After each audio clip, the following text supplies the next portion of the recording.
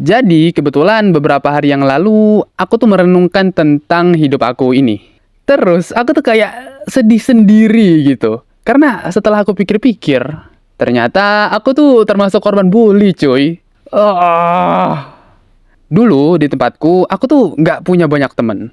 Bahkan aku lebih sering main sama teman-temannya adikku yang which is umurnya di bawah aku.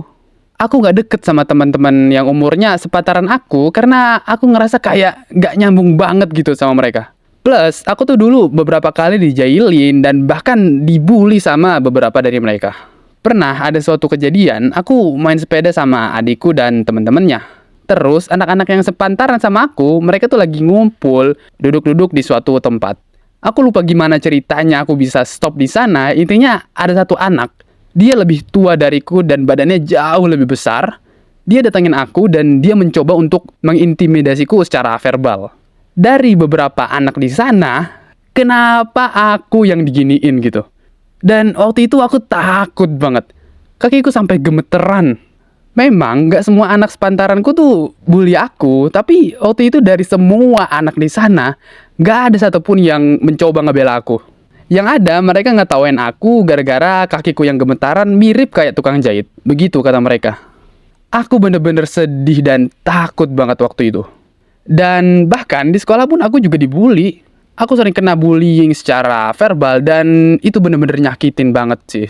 Untungnya dulu di sekolah aku anaknya periang dan kocak. Aku sering bikin orang-orang ketawa, jadinya aku bisa sedikit survive. Tapi aku nggak tahu ya sebenarnya itu adalah hal yang baik atau hal yang menyedihkan.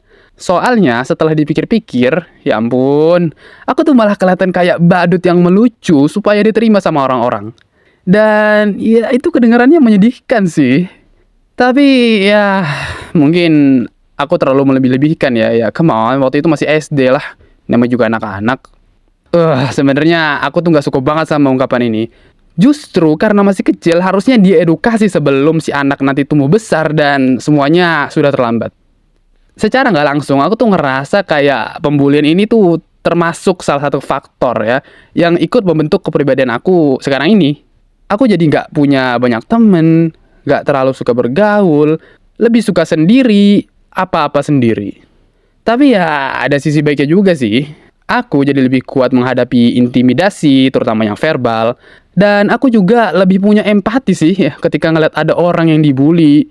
Aku pernah punya masalah sama pembuli waktu SMP gara-gara aku ngebela temanku yang dibully.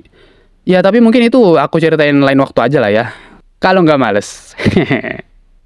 Tapi aku bener-bener heran gitu sama orang-orang yang suka ngebully. Kalian tuh kenapa toh? Korban kalian itu loh, nggak nyari masalah, malah dibully. Biar apa? Biar kelihatan punya power. Biar kelihatan kuat. Oh, mate, shame on you. Kalian salah tempat. Kalau misalnya pengen kelihatan kuat, pergi aja ke terminal. Di sana tuh ada banyak orang yang bersedia melayani kalian. Miris. Jangan bully orang ya guys ya. Masih untung kalau misalnya korban bully ini bangkit dan jadiin bulian itu bahan bakar dia buat doing something.